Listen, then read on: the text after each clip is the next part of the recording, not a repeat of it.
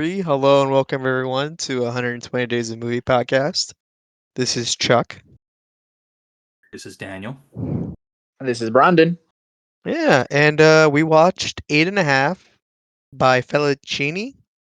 That's I don't know. I'm already starting. Fellini, Fettuccine. Fellini, No. Fellini, Fellini, Yeah, Fellini. Federico. Yeah. Federico Fellini. Very meta movie. Could I say that out Mm. loud? Is that like outrageous to say? I don't know. No, I think you're right in saying that. Yeah. Yeah. Uh, this was Daniel's pick, and we all watched it. Right, Brendan? Yeah. Yeah. I never Yeah. bring that up until now. Like, oh, he's like, oh shit, we're all in trouble. Right. Yeah. I'm watching it right now. Actually, it's great. You just Yeah. started. Hold on, guys. Give me 2 hours and a half. Is it really that long? I think like 2 hours 2 hours 20. and 20. Damn. I actually will say, like, it Bizarre. kind of breezed by when I watched it. Yeah, I agree with that. I think. Okay, cool. Well, Dan, I was gonna say spoiler discussion. We can say whatever we want. Yeah, kind of talk about the movie, to summarize it if you want, or get straight into things that you liked or whatever. Yeah, I'll give a quick summary, and then we can take it from there. Because it's actually, I feel like it's maybe this will be difficult to explain, but it's about a director, seemingly a pretty famous director in Italy, that is sort of having writer's block. I guess he's a writer, a filmmaker, is having writer's block, and but has committed to making a movie with a producer. They're building the set, they're on location, they're starting marketing, all that stuff, and he really doesn't know what his movie's about. But meanwhile, really most of the movie is sort of about him almost like daydreaming, or I guess dreaming about either different memories, like times in his life, like when he was a child, or just complete fantasies, that sort of have a bearing on understanding his character but aren't real. But the really, even stranger than that, the really odd thing about the movie is that it sort of becomes clear that the script he has written, the little bit of script he has written, is sort of the movie that you're watching. Mm-hmm. So, as he's describing elements of the story, it becomes clear that like the protagonist is himself. There's a point where they're doing screen tests for actors who are auditioning for the parts that are characters in the movie, his wife, his mistress, so on. And so anyway, yeah, I mean, I guess it's sort of we'll maybe get into the specifics, but really it's just him sort of struggling with him deciding what he wants his movie to be about, and even really like in his personal life, he's cheating on his wife, he doesn't relate to people very well, and yet he's also sort of like obsessed with people. Like he evidently doesn't like to be alone. And ultimately, I guess just the final spoiler, he cancels the movie. He finally sort of comes clean and says, I don't have a movie ready, we need to cancel this. And but then strangely, sort of in the final moment, he almost sort of has this discovery that maybe the movie he wants to make is about all the people he knows and all the people he loves, or all the people he's acquainted with. So sort of an odd ending. Maybe we can talk about. But anyway, that's kind of the broad strokes. And I don't know if you guys have any initial thoughts, if you liked it, or maybe you disagree even with the way I characterized it. I didn't think you did a bad job explaining that. I actually agree Thank pretty you. heavily. But Yeah. it is like a self-reflection on like the real director, right? Like about Fellini. I don't know. I don't know if that is, but I wouldn't be shocked to find I out. saw a comment or something that like Aiden, the actual title of the movie is also like, to go with what Chuck just said. It's like it's like the filmography of Fellini. He had like 8 movies and something about the half, but I Oh. forgot what it was. But Oh, you like co-directed one, right? yeah, I don't Oh, know. Like, interesting. yeah, it was just like a general comment, but that like supports Chuck's claim.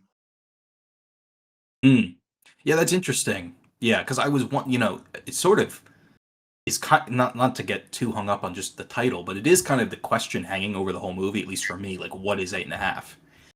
and I wondered if it was the age he was when he sort of has like, I mean, for lack of a better phrase, sort of his sexual awakening.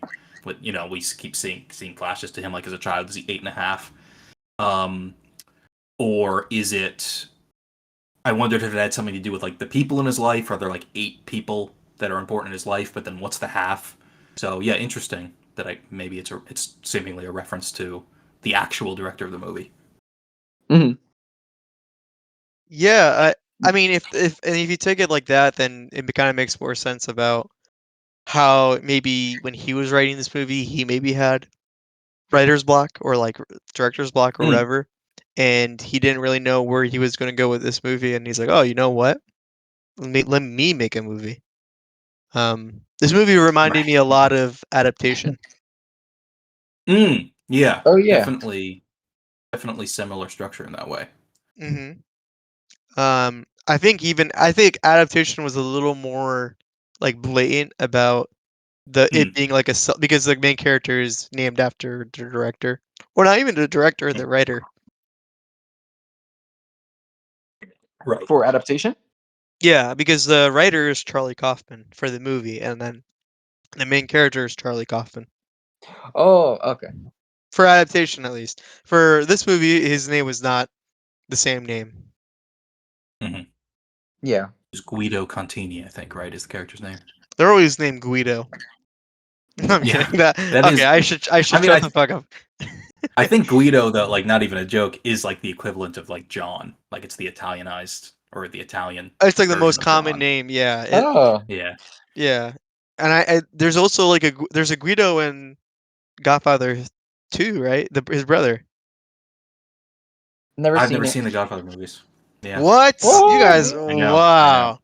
I Those are know. like We have the a movie podcast, wow. and we haven't seen the You Godfather. wait, Brendan, you haven't seen them either? Me neither. None of them. What the fuck is wrong with you guys? I know. I was No. literally just the other day thinking I should just fucking sit down and watch The Godfather. I don't really have an excuse, but I just haven't seen Yeah. it. No shame, no shame, no Does shame. I should. does it deserve the hype, I mean, Chuck? Oh yeah. I will say, and it's aged really well. I think that's like the big thing. Mm. The one thing I will say is like, oh yeah, like you can totally tell where it's coming from, but yeah, it's a great movie. Okay, nice. What do you mean you can tell where it's coming from? Like you can see where its influences come from, I guess, and like you can see how it's influenced other movies Right. because it's kind of like a spaghetti western in some aspects where you're like, oh, Interesting. this is like I can see how this could just be a western. But then when you're Hmm. like watching, you're like, oh, this isn't a western, but I see where they're going with it, kind of. Hmm. It's interesting. Hmm.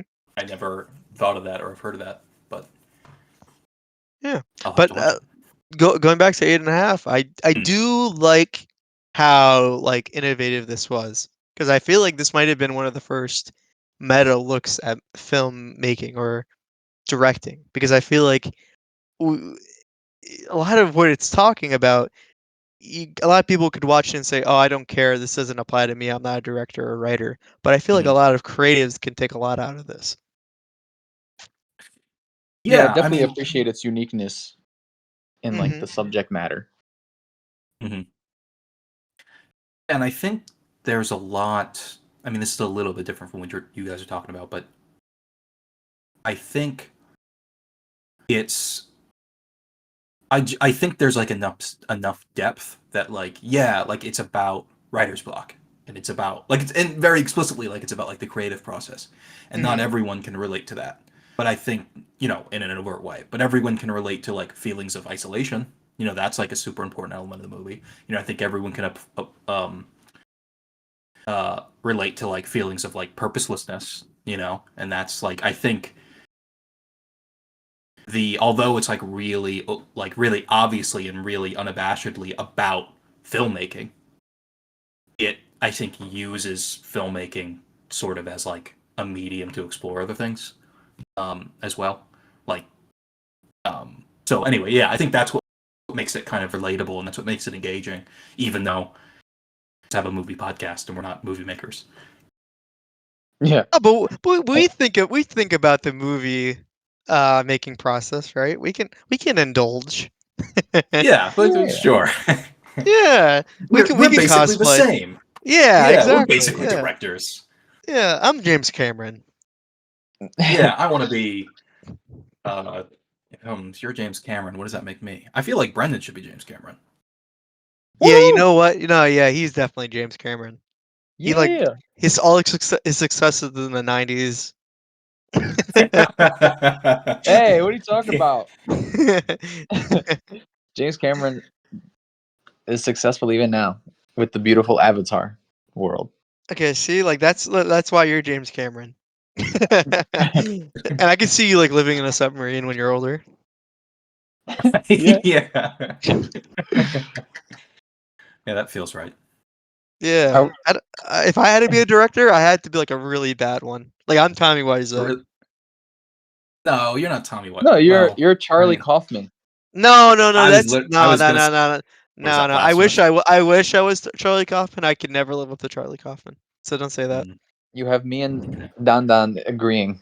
No, please. I want to be Tommy That Wiseau. also, it's interesting to me. Like you, without hesitation, like you're like, I can't be Charlie Kaufman. I'm someone terrible like Tommy Wiseau. Before that, you were James Cameron. So you think James Cameron's an awful director?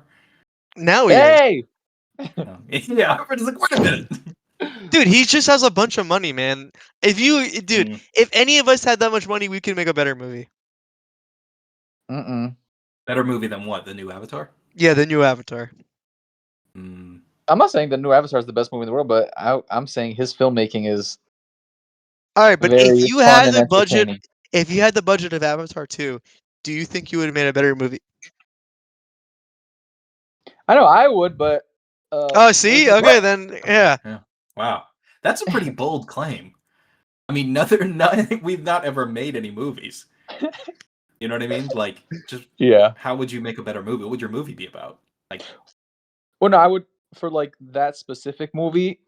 I would focus more on like a new story instead of a retelling of the like a slight retelling of the first in I terms see. of So you're structure. imagining you make Avatar 2 again, but just better. Like you'd make a better version. Yeah, That's yeah. why you're James Cameron. Interesting. Right. You just want to tell the same old story. We have to think one for Dan. Dan likes Dan? Dan is a who made Lawrence of Arabia? I think Dan would make only one movie and then chill for the rest of his life. And then, yeah, I could okay, see let's Dan see. being Denis Villeneuve or whatever his name is. Oh yeah, Denis Villeneuve. Yeah. Nah, I couldn't see that with Dan because I feel like he would just get tired after the first one. Mm, Not saying you're lazy. I just feel like you would want like I'm distractible. no, yeah. I feel like you would want to just make one thing and then just worry about that one thing. That's why I'm saying you're like the Mm. director of Lawrence of Arabia. Like you would make your masterpiece and then you're done. David Lean directed Lawrence of Arabia, but he directed like he didn't just direct that. He actually directed some like real classics, like The Bridge on the River Kwai and Doctor Zhivago. Okay, well maybe I don't know anything. Oh, that's okay. I mean, I had to look it up, but I'll take it. Sure, I'll be a one-hit wonder. Now I'm looking at one hit wonder directors. Well, that sounds bad too because then it's like I can't say that either. That's all right. I mean, I'm gonna be my own director. I'm gonna be Daniel, the director. That's Yeah. respect. Yeah, that's Yeah, respect. you're right. Going back to 8.5, I would say like my what I like most about it, or for me the strongest aspect of it, I would say is the dialogue. Mhm. Hmm. Especially like like one that stood out to me was when he was like talking with one of the women. I forgot where they were. But he was like laying down, I guess like kind of like on a bench, looking up at the sky, and then he was like describing what he wanted his movie to be. This was like halfway in, and he's like, I Hmm. want everyone to. Oh man, I forgot exactly what he said, but basically he was like saying what he wanted out of people that were gonna watch this film that he was trying to make. Hmm. But then he was like, "Oh, but maybe honestly, maybe I'm the one who should like experience that." I don't know. It was like a really cool self reflection monologue, and I was like, "Damn, this is like kind of profound." Yeah, he goes pretty Yeah, deep. Yeah, that yeah. was like It's my it's favorite aspect. hmm I'm gonna tell you a really cool detail because I agree. I think like self-reflection, of course, is like a huge element of this movie.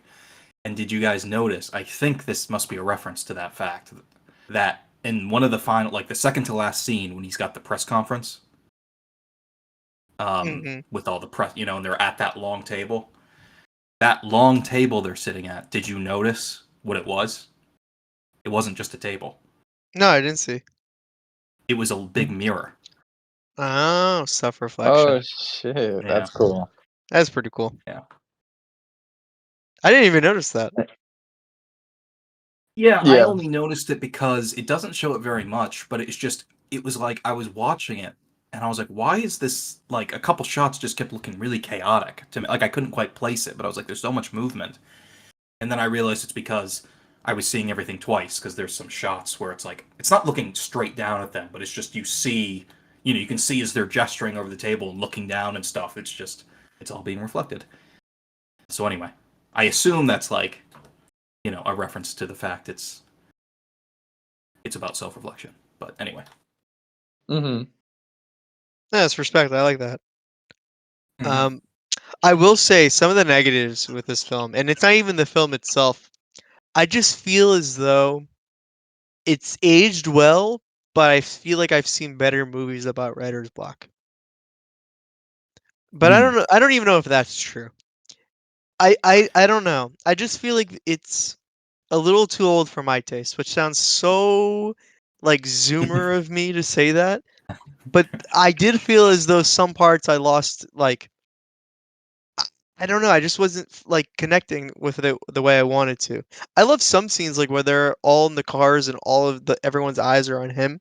I thought that was really cool. Oh yeah, that's like the Yeah. Mm-hmm. opening. I love that. Yeah, Yeah, I that's awesome. love that. The and at the opening, I'm like, oh, there's gonna be a lot of cool shots like that, and there are. But I feel like I didn't really get everything I would have wanted out of this movie. I feel like Hmm. I really enjoyed it because it's one of those movies where you're like, oh, obviously when this came out, this probably changed a lot, and everyone took a lot out of it and influenced a lot of other movies, and it was considered like probably an instant classic.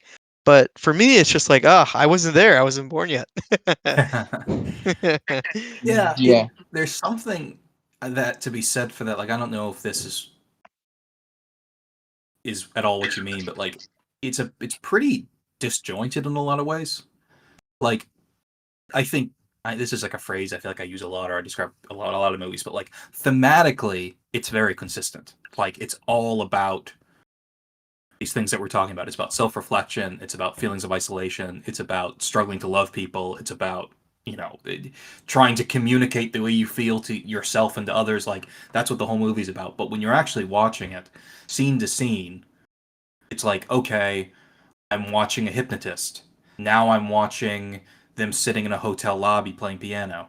Now I'm watching a fight with his wife. Now I like it's just sort of Mm-hmm. almost these like random vignettes and interspersed with these dream sequences that again help us understand the character, but in terms of like the actual plot, in terms of like just the sequence of events are just sort of totally independent. So for me, I think I sort of felt similar to you, Chuck, to a degree, and I sort of attributed just it's almost as scenes were beginning and ending. It's like I might be really invested in a particular scene, and then it's sort of like they have to hook me again because we're on to something completely different. Every time a new scene starts, we're kind of at square one in terms of like my interest. Mhm. No, I Yeah. like how you put it. You're making me sound better.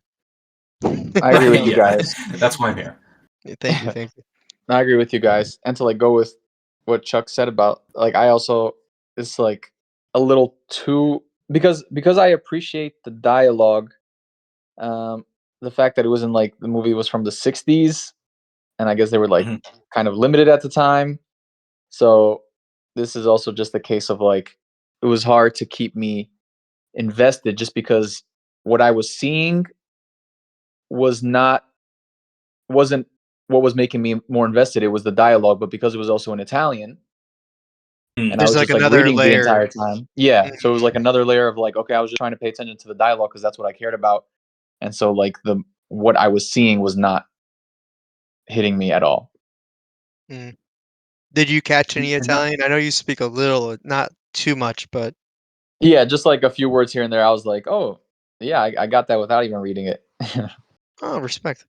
Oh, nice. Yeah. Yeah, just a Which, by couple the way, words though. just this is less important, but sort of another layer. The dialogue was clearly dubbed over the footage, right? Like Oh, it was the ADR. lip syncing.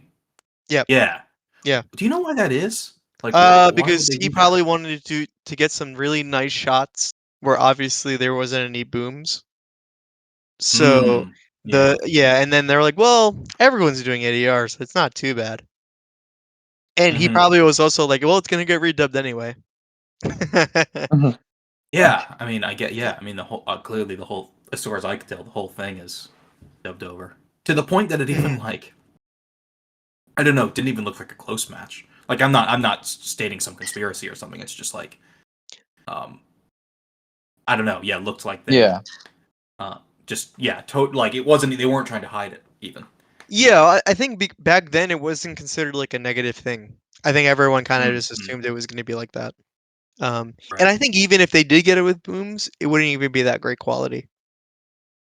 Yeah, that's a good point. I think you must be exactly right. It must be like an audio, like just a Hmm. technological shortcoming. Hmm. I bet, like even the original, like Alfred Hitchcock, like Psycho, there's really bad ADR in that movie.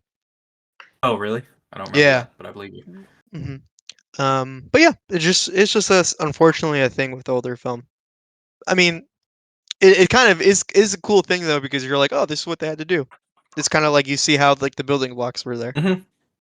It kind of makes me wonder, like, what I don't know, like I guess it was just it would have sounded the same, like they were going through their lines, but I don't Hmm. know. I guess I can't help but kind of wonder, like, what I don't know. It makes you feel a little separate, I guess, from the original recording, even more than usual with a movie. Like, were they saying the same lines? Did they say it with a different inflection? Was like, I don't know, like, just was there something? Was there just sound, natural sound? Like they're out sort of in a rural area. They're kind of out in not in the woods, but amongst nature. Are there sounds that aren't captured? I don't know. It just Yeah, some Foley or something. Well, I actually this might be a Mhm. rumor, but I can't remember if this is true. But for this movie, everything was kind of just done at the same time. Like I think they did the writing, filming, and then like editing all like everything at the same time because he didn't know how this movie was gonna go. So Interesting. Hmm. what might have happened was he maybe was recording something. They were saying something in the movie because you need lip like it's Right. natural for the movie as well just to talk because even if you know it's not gonna be recorded, it still looks good to like Oh try to yeah. Oh imagine yeah. it. You Yeah, yeah, gotta. yeah. Right. Yeah, Hmm. you have to sell it somehow. But I think what happened was he's like, "Oh, that line's fucking stupid. Let's change it." And like you don't even have Mm, to refilm it. You can just ADR it. Like you can just get the actress or actor to record it again. right. You're saying filmmakers have always tried to fix it in post. Is what you're telling me. Well, I'm saying in this I mean, case because I think yeah. I know. he Right. like he was going crazy. Mhm. Yeah, like I think when he was making this movie, he really didn't know where he was going, and I think that's kind of a cool Mm. reflection of like what's being spoken of and what they're talking about during the movie.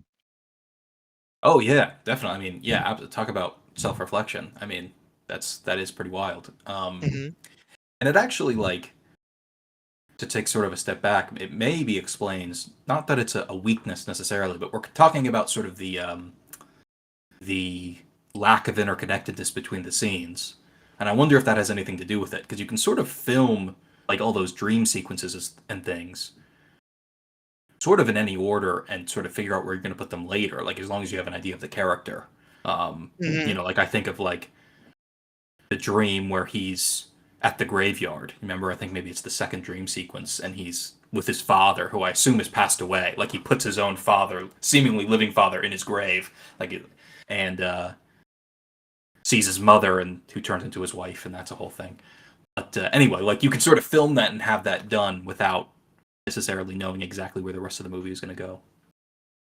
Yeah, no, I think that's a Mhm. good point too. But yeah, overall I thought this was a great film.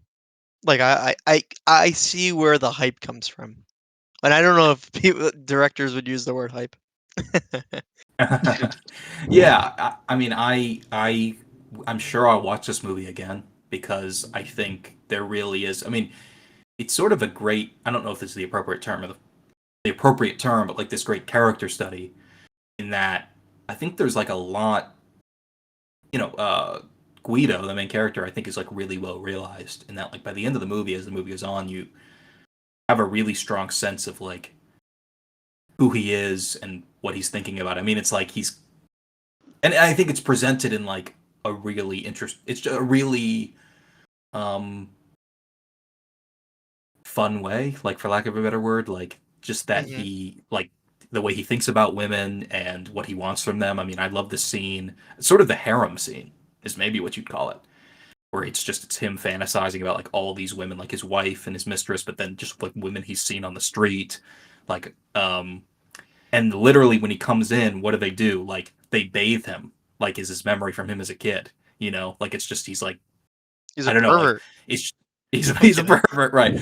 But like you know, for all the characters, I feel like in fiction that it sort of explained to you, oh, like he's looking for someone to take care of him. He's sort of, stunted in his like uh still a child at heart, whatever, like puts it like for all the ways it's been communicated, this is almost like the most overt and the most absurd. Yeah, I don't know. I just think it's effective. It's cool. It's like you definitely get the point. But I just think there's like a lot of moments like that. Like him. I talked about the graveyard scene. He goes and kisses his mother. She becomes his wife. What does that tell you? Like he's still Oh looking yeah, for a mother. Like, mommy um, issues. right, exactly.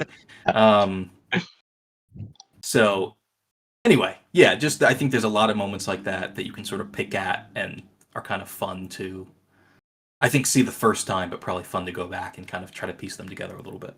How did it live up to the play? Plays significantly different, Oh really? actually. Okay. Yeah. Were Yeah, you maybe shocked that's an by that? interesting thing to talk about. Um, I don't know. I didn't really have any expectations. I'd say it was more different than I expected. The similar I mean, there's absolutely similarities. It's the same character. There's sort of a same but there's more of an I'll say there's more of an emphasis in the musical on uh sort of his wife and his mistress. Like there's more emphasis on kind of like him being pulled between those two. And also there's a greater emphasis on Claudia, the actress that he is looking to hire.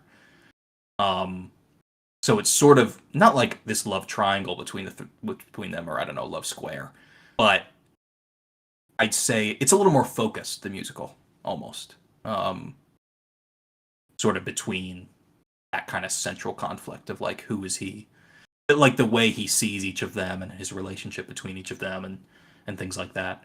Um, So definitely similarities, but like structurally very different, and like what the story prioritizes is pretty different. I'd say. Yeah, that's pretty cool. Hmm. Yeah, if you guys ever have the opportunity to see the musical, I recommend it. It was really really interesting. And then the other thing, actually, quickly, maybe I said this last episode, but the dream sequences are done in a really interesting way, in that most of them are done like on stage at the same time as reality. So they're like Oh, really that's pretty integrated. cool. Like, yeah, Mhm. like it's sort of he'll be like if he's thinking of himself as a child, he'll be sort of having a conversation with someone, and then the child version of himself will just also be on stage. Um, so very weird, very kind of like mind bending in that way. There's characters that are actually a direct comparison. The way that they communicate that his wife is sort of becoming this mother figure to him, or that's what he's looking for, is not in the movie his mother becoming his wife, but in the musical his dead mother, the memory of his dead mother and his wife have a conversation about taking care Oh, of him. that's pretty cool. Yeah, so like yeah, weird stuff about that, but it's similar in a lot of ways, very different in others, but very interesting, very good. Nice. Nice. Yeah. That's awesome. Yeah, I love a good show here and there. I think the last one I saw was with my wife. We saw Six and Hadestown, and they were both in New York. Did you I like them? don't know either of those. Yeah, Six was about Henry the Eighth or Henry, I don't, one of the Henrys. He had 6 wives, Not and Henry the. Oh, I see. Yeah. yeah, and he yeah, it's about the 6 wives, and it's a lot of fun. It's kind of like a pop musical, and then Hades Town's Hmm. kind of about the is it Theseus, where you Oh, can't, Hades Town. yeah. Yes. So sorry, I thought you said 80s Town, like Oh, 1980. that's what I thought Oh, too. oh, Hades Yeah. Town would be a cool name. Yeah, I I've have heard to. of Hades Town. Yeah, they were both good. I think I liked Hades Town more. Yeah, Yeah, that just that one sounds I've heard. cool. That's like sort of a that's a big one. I know. Like that's Mhm. I'd like to see that. It's based on, is it like Persephone or something is the story? Yeah, you're right. Yeah, yeah, Yeah. Persephone. Mhm. I was gonna say, Yeah, I would I think Brendan's seen Aladdin, right? Oh yeah, that was like the only show I saw on Broadway, but I loved it. It's like I really want to go and explore other plays there. Oh, nice. Mhm. Yeah, there's a ton. I don't go a ton, but I like to take advantage, because it's just that's I don't know, sort of the odd thing that like you either see it or you don't. You know what I mean? Like a lot of them aren't recorded. Like if you don't go and see them live, you may never see them. That's a good Mhm. point. Unless it's like fucking Hamilton, even though. Right. Yeah. Yeah. Some shows absolutely get recorded and stuff, or Mhm. even there's movie adaptations, like Nine, actually, funnily enough. Yeah. Um, Or Cats. or Cats, yeah, another great one. Uh, but yeah, it is. It's sort of an odd. It's very. I can't think of the word, but right. You have to go and see. You have to have that experience. Mhm. Sort of in person. I was gonna say, do you guys want to get into ratings? Oh sure. Yeah, sure. I think so. Yeah. All right. Don't Who wants to crucify go me, but I'll first? say 7. That's a strong score. Yeah, that's not a Yeah, bad score. I think if with a Yeah. rewatch, it can go higher, but I'll say 7 Yeah. for now. Mm-hmm. I'll say an 8 with a similar Ooh, logic. not 8.5. Yeah. No, I know I'm tempted, but I only go round numbers. If I get into fractions, I'm gonna confuse myself. I'll go 6.5. Okay. No, yeah, we're all kind of close there. Yeah, clustered. Brendan Yeah. clearly hated it. Exactly. Just kidding. No, Yeah. yeah, it's like because I rate based on like you guys know like my personal enjoyment. So while I can Yes. appreciate the movie, I have to lower it a bit. If it was made 30 Yeah. years later, Yeah, I could definitely see myself like this exact movie, but just modernized. I'd be like, damn, I'm just saying it was just because it was in the 90s. 60s. Right. Exactly. Yeah. No, but if it was in the 90s, you would love it. Oh yeah, anything Right. from the 90s, I love it. Yeah. Okay. Let's talk about things we've seen. I actually been updating my letterbox. I've been doing pretty good. Nice. Woohoo! Do you not Mhm. usually? Do you forget? I've been horrible. Yeah, I forget sometimes too. But I've been like recently, and like my reviews are god awful. So if you read them, you're like, what? It's like this guy doesn't even enjoy movies. So what did I? Okay, something I just want to talk about. I saw Kill Bill 1 and 2, perfection. I don't care what anyone says. Had you never But seen them before? no, I've seen them. But I just Oh, okay. when I was younger, I'm like, oh, this is so good. But now, like when I'm like that, I'm older. I can enjoy these for a lot more, because I can actually see like Mm. all it's cracked up to be. I need to watch them. They're so good. I should rewatch them because I've seen them as like a teenager or like semi-adult. But Mhm. I have a positive opinion of them, but I didn't really give them a fair shot. I think I watched it with like a group of people, not really the ideal situation to like be giving it my full attention. So I think I was in the same exact situation as you, where it was just like, we might have yeah. been in the same group. Oh yeah. We honestly. probably were in the same group. We're like, yeah, that was okay. Mhm. Right. I like the part where she cut off that dude's head. That happens a lot. Oh yeah. Okay, gotcha. And I guess I'll talk about one other movie just to not take up too much time. But I did watch The King of Comedy, and I thought it was pretty good. Oh yeah. It's a Martin Scorsese, right? Or no? As far as I Who? know, right? I think it Yeah, is. I It's a think Martin Scorsese. It's with Robert De Niro. It's kind of like a precursor to Joker, which is weird to say. I thought this was better than Joker. Mm.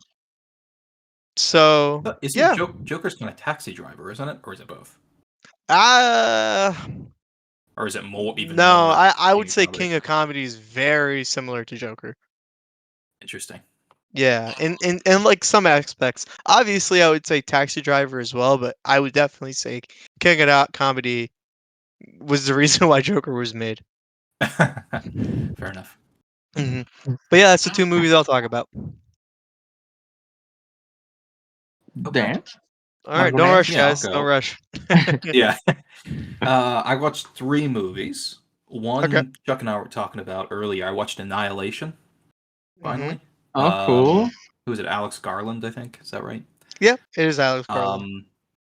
Really good. Really odd. I feel like I watched it like more than a week ago now, probably, and I still feel like I don't totally have my thoughts together on it. Like I don't. This is not a criticism of it at all. I almost don't know how literally I should take it, and how much of it is meant to be like metaphorical or symbolic. Have you seen it, Brendan? I know Chuck has seen it. Yeah, I saw it with Chuck in theaters. Okay, cool. So it's been a while, but yeah, it's just pretty wild ride. Really great. Like I don't want to make it sound like I don't like it, but I just don't entirely know what to make of it. To be honest. Yeah. So anyway, but yeah, good movie. And I One also thing that I watched. always think about, sorry, Yeah. Brendan always talks about how he thought the speakers were going to explode when he watched the movie. The speakers were gonna explode. What do you mean? Yeah, like there's a scene near the end of the movie where I don't want to spoil it for people who haven't seen it, but basically it gets like the music gets so loud and it's kind of just like one Mm. not it sounds bad saying one note, but it is kind of like one note, like the Right. Oh, I music. forgot about that. I actually Yeah, think the soundtrack's pretty incredible in that movie. Actually. yeah, I love And and when I say one note, I mean it's just like doo, doo, doo, like right. it's just Yeah. yeah. A little bit like the Inception bomb going on. Yeah, exactly. And I always remember when Brendan was like, "Oh yeah, I thought the speakers in the theater were gonna explode." Right. That would have been a 4D movie. Um, yeah, actually, quickly, yeah, the soundtrack is so cool because not only in any moment is it pretty cool, but it changes so significantly over the course of the movie. I don't know if you remember that. Oh yeah. Even It kind of yeah. swells throughout the film. Well, even like the instrumentation totally changes. Saying this, I mean, if you're someone's listening, you're about to watch Annihilation, you don't want it spoiled, skip ahead like 30 seconds because even what I'm about to say is sort of a Yeah. spoiler. But it starts very natural. It starts acoustic. It's like a lot of it's like acoustic guitar mostly. Like very naturalistic, like not a lot of like production effects over the top. And by the end, It's all it's like synths, right? all exactly. So there's like this, as they get deeper and deeper into the shimmer, is that what I think that's what they call it. And as the sort of the nature of what's going on becomes clear, like it becomes less sort of our world and becomes something else. So really cool use of music. So yeah, great movie. Watch that. Then 2 more things. One, which is like, if Brendan hasn't seen this movie, I'll be shocked. Scent of a Woman. Have you guys know this? Oh yeah, I have heard of it, and it's on my list. I haven't seen it. Yeah, it's a Not 90s seen it. coming of age film. So I was Yeah. like, yeah, it's got to be on his list. Really good. Like, I don't know, Brendan, if you watch it, we can talk about it. I kind of like have mixed feelings. It's most famous because Al Pacino says, "I'll show you out of order," or whatever he says. Like that's what that's from. It's good. I find it like it's fucking like I don't think I say this too often. It's like way longer than it needs to be. It's like 2.5 hours or something, and like almost 3, and it's just like I don't know. Like there's some great character work. There's like some great like a little bit of like a subversion of like the classic like mentor mentee relationship stuff going on. There's definitely some great stuff. But there's a lot of the movie that's just like, yeah, I fucking get it. I understand. I don't need to see another scene to demonstrate that Al Pacino's grumpy and old. I get it. Yeah. So anyway, but overall, really good. Oh, that's Philip Then Seymour Hoffman's first movie. Oh, is it his first? Yeah, I'm not shocked. It's a really young Seymour Hoffman, like a high school practically Seymour Hoffman, and he's really good. Doesn't have a huge part, but he does a great job, not surprisingly. Um, yeah. Anyway, so watch that, and then the last thing I watched, really really great, a classic, Anatomy of a Murder. Oh, I From like, love that. oh, you have seen it, yeah, really good, Oh, right? wait. Like, I'm sorry. I thought oh you said Anatomy of a Fall. no, I have not I'm watched sorry. that. That's Sorry. okay. Anatomy of a Murder from like 1950 something, 59, I think. Jimmy Stewart is in it, is the star. So this is like an old school movie, and really great like courtroom drama. I found out after the fact, after I watched it, apparently it's like considered one of like the most sort of like accurate, down to earth courtroom dramas. Like, people who like are in actual lawyers, like it's actually on the nose. Um, but without giving anything away, like what is so cool about it is like it's about like it's not about morality, it's about legality. You know what I mean? Like it's very Mhm. much like sort of not it doesn't set aside the moral standards of the characters, but it sort of actively it just makes it clear that it's like we're not whether or not someone seems like a douchebag, someone seems like an asshole, someone seems like this, like that's not what is going on here. It's about precedent, it's about the interpretation of the law, and that kind of raises, I don't know, sort of raises this interesting question, right? And especially for like a movie in like the 1950s starring like Jimmy Stewart, like Mr. Nice Guy, it's like I feel like surprisingly modern feeling, like surprisingly progressive in some ways. um so yeah, I'd recommend it. Really good, interesting, and it's classic. Great, by the way, this is such a small thing. Awesome opening credit sequence. Like, it's such a weird thing to harp on, but as soon as you'll see it, you'll be like, "Oh shit, that's where that style comes from." Oh, It's that's like pretty cool. such a That's cool. Yeah. yeah, like it's like such an iconic, like you'll be like, "Oh shit, yeah, this is like that kind of mid-century look, like it comes from this." So, anyway, really good movie. Recommend it. I don't even remember where I watched it. I think maybe uh HBO or something. But anyway, so that was my on my watch list Nice. this past week. Yeah. How about Nice. you, Brendan? Nice. When I was in Maryland, I rewatched. It was a first watch for my sister, but I rewatched Lion with Dave Patel. Really Oh, good. yeah. Oh Have you guys heard of yeah. that? Uh-huh. Yeah, I've never I've seen it. heard of it, but I have not seen it. Yeah, Is it it's the really good. It one was a where rewatch he's for me. like What was that? is he looking for his family or something, or is it a different one? Yeah. Uh, like I guess like do you guys mind spoilers or? But yeah, like that he gets lost from his family and then without spoiling too much, yeah, he's trying to find his way back. Okay. Okay. But then it Yeah, like that's That's yeah. not spoilers. That's like the summary of the movie. right. I Okay. was gonna say that's like all I think my parents saw that movie and told me about it or something. So that's yeah, like that's all I know. Okay. Yeah, so that one. Also in Maryland, I saw Nonstop, like the or I think it's called Nonstop, the plane movie with Liam Neeson. Oh It's just like yeah, forgettable, like popcorn, just right. fun, whatever. And I then think I did see that. Yeah, like 15 years ago or something whenever it came out.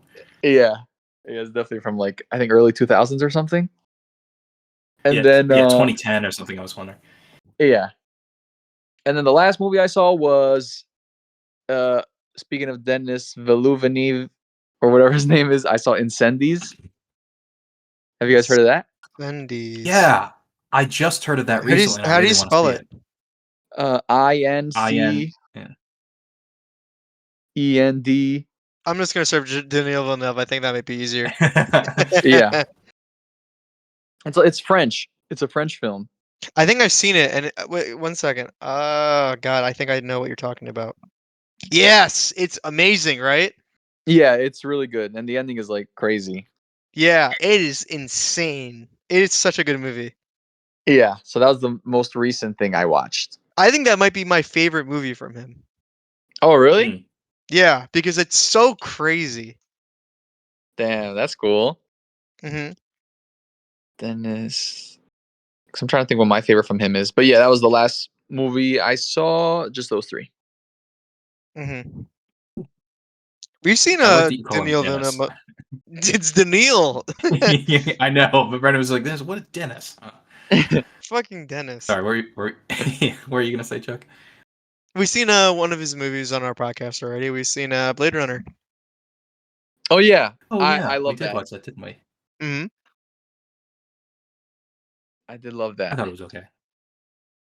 I like the 25. Okay, this is gonna sound crazy, but I like the sequel more than the original. So you like Yeah. Blade Runner 2049 better? Is what Mm-hmm. Yeah, I remember you guys saying that, and I respect it. I don't hate the sequel by any stretch. I just the first one, man, like I just feel like the first one's such a like great little focused story with just like such well-defined themes and characters. It's such a great ending. And then I just feel like the second one's like steps on its own feet a lot. Like it's just sort of like I feel like the plot of the second one's just kind of a mess to me. I could see. Yeah. I could see how you can say that. Yeah. Yeah, It's just, to the it's just, untrained eye. I'm not right, yeah. If you're not paying attention, you don't get it. Yeah. Your eyes are closed and you're covering your ears. Yeah. Right. Yeah, you'll get You've it opened up eventually. the box, and this is unfair because you like. But I'm gonna put you guys on the spot. How the fuck, like, because the twist is spoilers, I guess, for a past episode. That Harrison Ford's daughter was actually the Dream Maker, Mm-hmm. working for the evil company. Yeah. And they didn't know it was her because why? She hit it really well. Because she hit I it have really to well. rewatch it. Okay. I can't remember. So someone just dropped a baby at the company's doorstep, and they said, "We'll hire her." Oh no, Like, I thought at like what they point- trained her or something, and she was really good at that. Okay. Or did So she they like? have some sort of. Or she lied about being a replica or something. I don't remember. Well, I think in fairness, I think she maybe didn't even know, or did she know?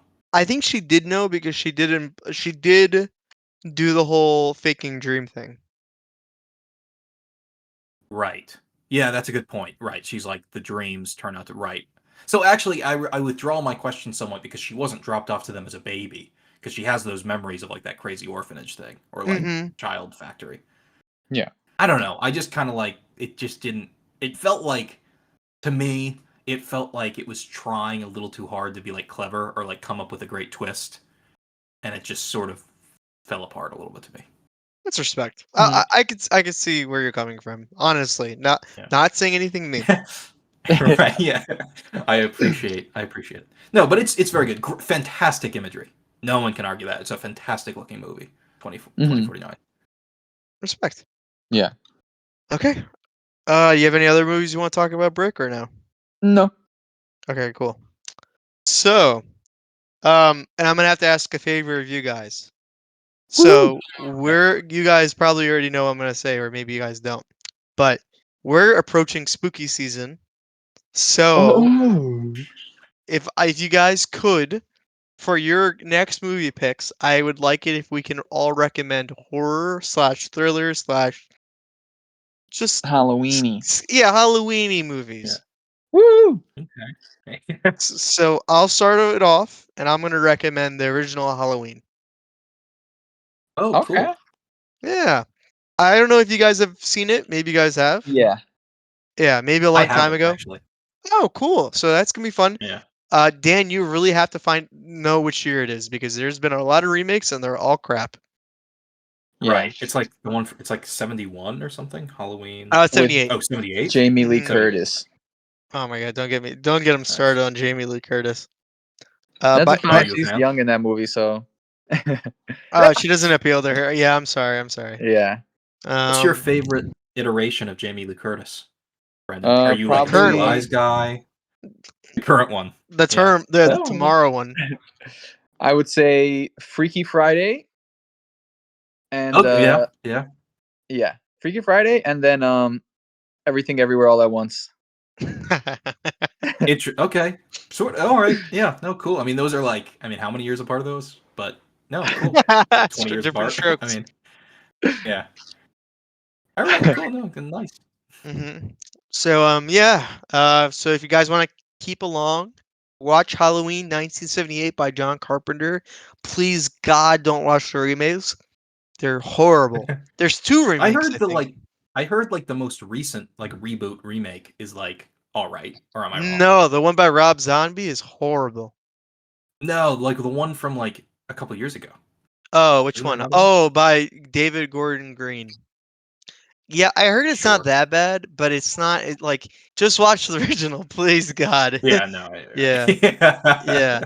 Because there's like hollow like they tried rebooting this franchise like 10 times. Yeah. Yeah. Why do they do that? It must have been like just a massive success, right? Like financially, that they've been just like S- milking this thing. So this is very common with horror movies just because horror movies are very cheap to make and they do so well at theaters. Like Mm. they did this with like the Friday the 13th movies and Nightmare on Elm Street movies. Like they're so cheap in the fact that like the characters are so recognizable. They can be in the Mhm. the biggest dog shit ever and no one cares. Yeah, I mean, you must be Mhm. onto something. I mean, Yeah. people do care though, right? Because it's No, like you no. just People said. people do not care at all, man. Like we care because we watch like we care about movies and stuff. But Mm. someone who's just like, I know this is with this is with Jason Voorhees. I love Jason Voorhees. Let's watch the new let's watch the new Friday the 13th. Yeah, This it's a Friday the really good 13th, impression of an average moviegoer. this one takes place on Halloween. This good one's gonna be crazy. Oh my god. I guess. Yeah. I don't know. That's how I feel at least. Um, but yeah. So if you want to catch up, watch Halloween classic. Classic. Um, Yeah. classic. And yeah, we'll talk next time, friends. Please check us out anywhere you can get a podcast. And this is Chuck. This is Daniel. This is Brandon. Bye bye. Bye.